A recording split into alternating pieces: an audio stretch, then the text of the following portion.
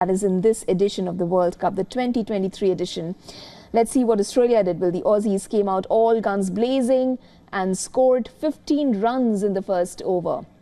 But Mohammad Shami dismissed David Warner in the very next over. Jasprit Bumrah then got Mitchell Marsh and Steven Smith out in his consecutive overs. Travis Head and Marnus Labuschagne stabilized the ship and slowly took the match away from India.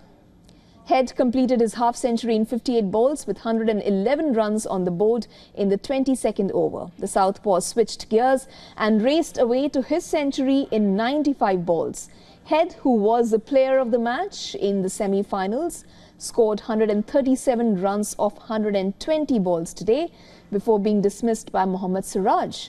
Labuschagne, who played the perfect second fiddle, remained unbeaten on 58 and took Australia home in the 43rd over.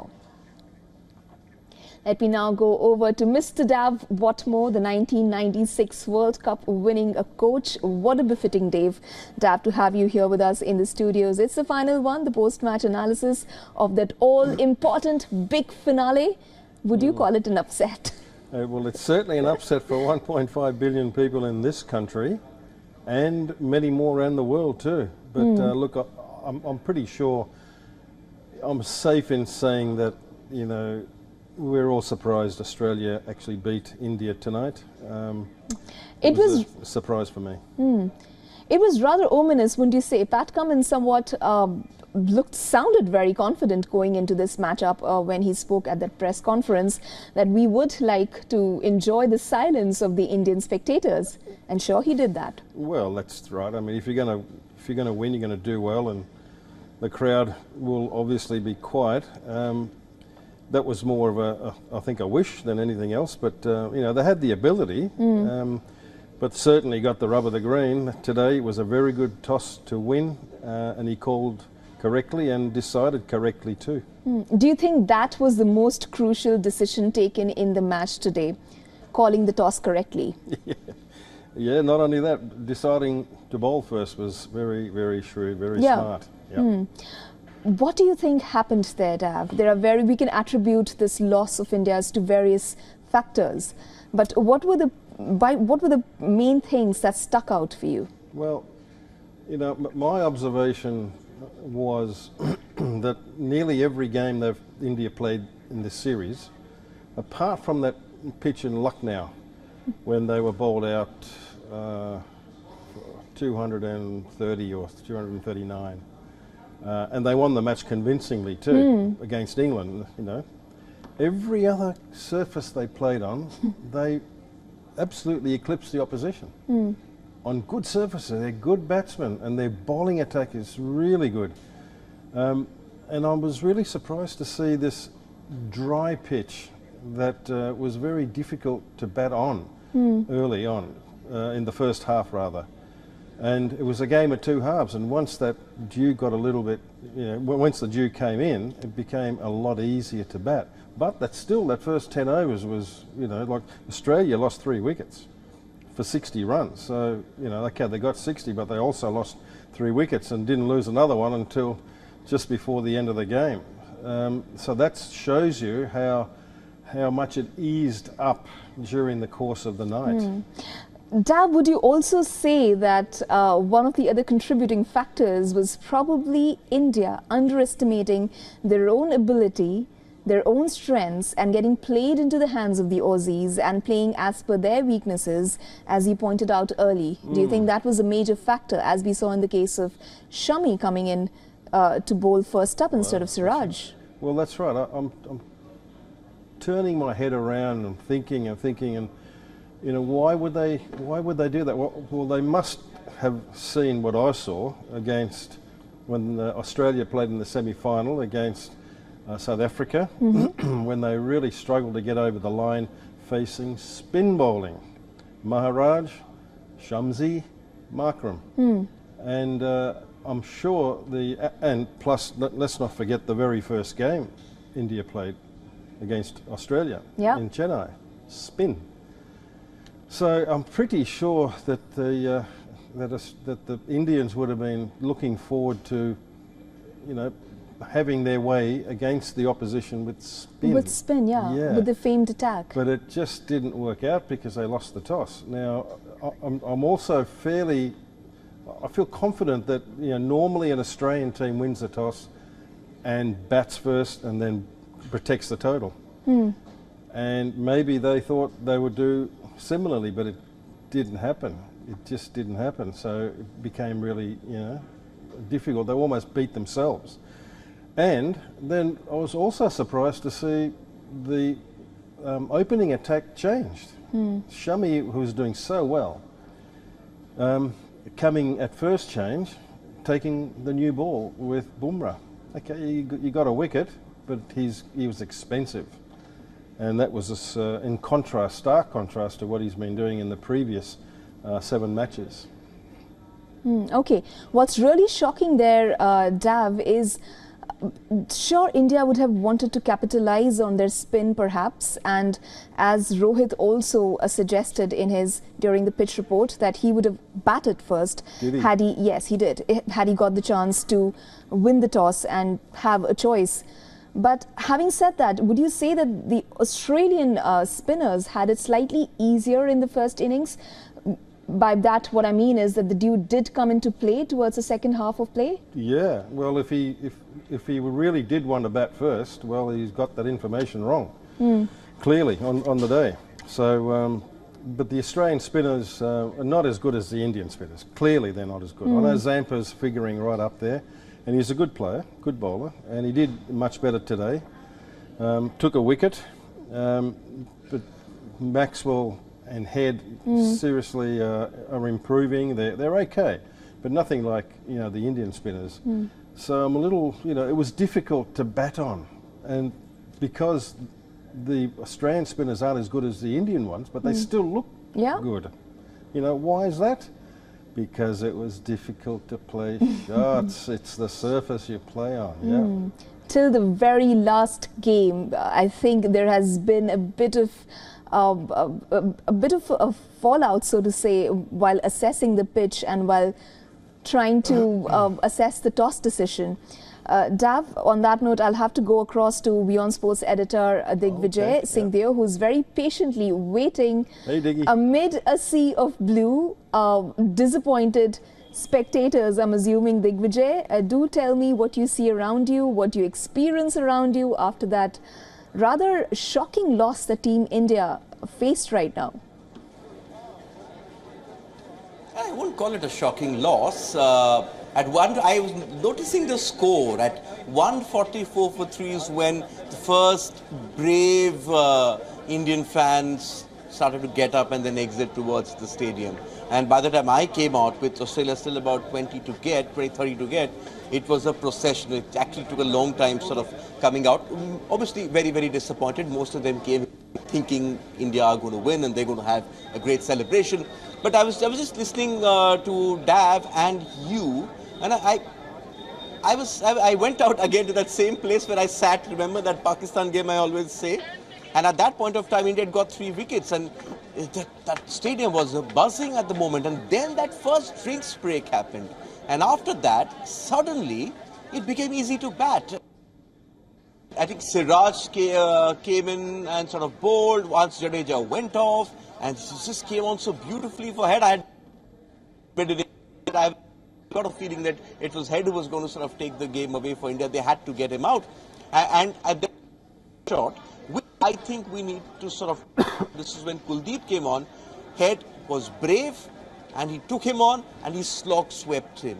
A lot of people asking on the way out that if he could slog sweep and try and break the shackles, why could India not do it? They were sort of clearly fighting. We spoke about that. It was a difficult pitch to bat on. But Dav, did you think India sort of should have counter-attacked at a certain stage? You mean while batting? I guess there is a bit of a technical glitch, Digvijay. We will, if you can hear me, we will come back to you in just a bit when we are able to establish a better connection with you. But for now, let's go across to Rachel Charles of WION, who is currently at the Australian High Commission, and try to understand from him what the mood there is. Rachel, hi there. I hope you can hear me well. do describe to me what you see around you. Do describe to me the mood among the Australian diaspora that you're with right now. Well, Isha, the mood is only ecstatic, and and I can't say the same for everyone because there are a few Indian fans here as well. But more than anything, at this screening, the camaraderie has been really nice to see, and that is something I think that goes on off the field as well. We've had a fabulous day here today. Our friends, our colleagues, everyone was in there cheering for our teams, but at the end of the day, we're all happy to see whichever team won. Yeah. Anything, and the cup is yours now. Oh, it's a little bit unexpected, if I must say. I think we came into this game, and Charlie and I have been talking a lot in the lead-up, but I didn't anticipate for it to be this easy for Australia to win. I feel like it was such a dominant display. I got to say it was just wonderful to watch for me. The other thing, Isha, that's really nice to know here is that the Australians who are in Delhi watching the game here have had it quite easy because they're watching it on India time. Whereas as they tell me that it's almost, what, 3 a.m. in Australia? Yeah, 3 a.m., but that doesn't stop us because when we're watching sport, we will get up at whatever hour to watch. It doesn't matter. We face this with European football. We face it when we play the Ashes. Every time there's sport on, we'll be getting up and watching it. No, we don't have to worry about that. But I have to also include some of the Indian fans here who have something that they'd like to give back. There's been a lot of banter through this screening. Yeah, the Indian team played really well for the 10 games. You know, the final, I don't know what happened. They just let it go, what happened. But nevertheless, 2027 Johannesburg, India versus Australia will bring it back. Yeah. Well, the hope is always alive, and that's I think what it all rests on. Yeah. All right, thank you so much, Rachel. What I also wanted to understand from your friends that you have around you, were they really expecting Australia to win today before the match began, going into this fixture? Did they really expect Australia to lift the trophy this time around? Given how light India were. Yeah. So did this come as a bit of a surprise to you, or were you expecting this all throughout? Well, I have to say you can never write off the Australian team. They are perhaps not been as consistent as the Indian team, which has won every game in the lead-up, went in very confident with an outstanding team, and off the back of Kohli's remarkable achievement and also Sharma's run rate, extraordinary. And just what an excellent team. So a very formidable opponent, but that is when the Australian grit and the determination rises.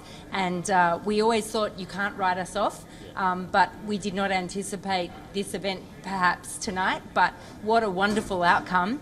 And I actually love the fact that it is Australia and India together on the eve of our leaders, you know, at deputy level meeting tomorrow. Our foreign minister is coming in tomorrow. So the stage is set for an excellent engagement amongst respected friends and on the field rivals.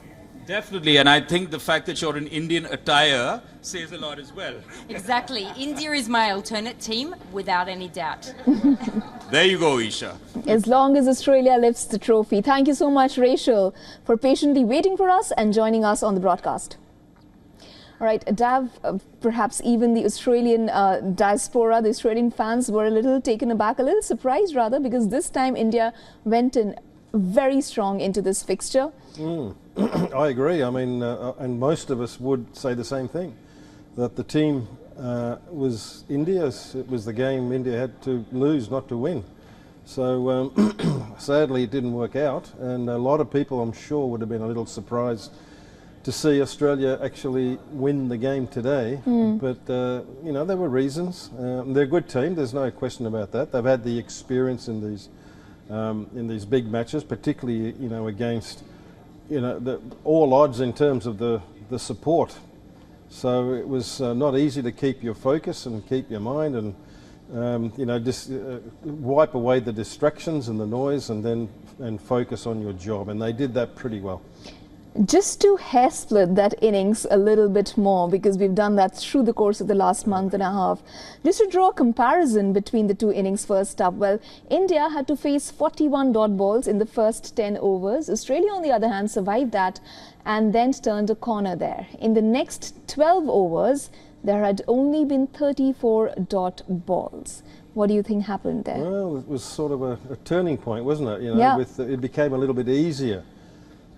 It's not, you know, the first 10 overs was more about the boundaries, and then, you know, a lot of dot balls. If you're not scoring boundaries, it was difficult to construct ones and twos. But after that power play 10 overs, it just seemed to ease up a little bit, you know, with every time the ball hit to the outfield, it came back a little bit moist, and then eventually it was just very difficult to get the ball past the bat. There was no deviation, nothing swinging in the air either, despite Mohammad Shami's seam up as he bowled, as he always does beautifully, hits and basically goes straight. But the first 10 overs it was doing, you know, all sorts of things, so it did change. So the turning point was more with respect to the conditions around the two teams instead of how the innings panned out, because Australia did look dominant by just a sliver right from the very beginning. There were 80-odd runs scored in those first 10 overs that they played. India, so yeah, even Australia, the first 10 overs, 60, not bad at all. 60 for 3. Yeah. So they did not look like they were lagging behind, so to speak. No, well, 240, I guess, Isha, is you know, never really going to challenge unless the difficulty continued along the way to you know, to maintain that run rate. But you know, it was, once it became a little bit easier, wickets were really hard to come by. And if you're not taking wickets, you're going to be knocked around the park a bit. Yeah. And that's exactly what happened. So, you know, they were never in any doubt about, you know, run rates.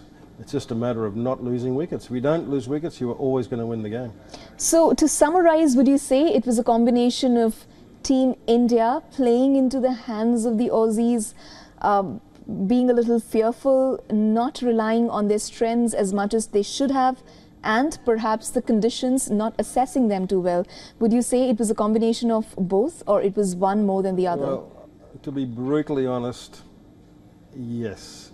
I felt that, you know, it was really foreign conditions for a World Cup final to play on such a dry pitch. And you take a chance, you know, you take a bit of a chance by, you know, producing that, and it just didn't work in the favour of the home team.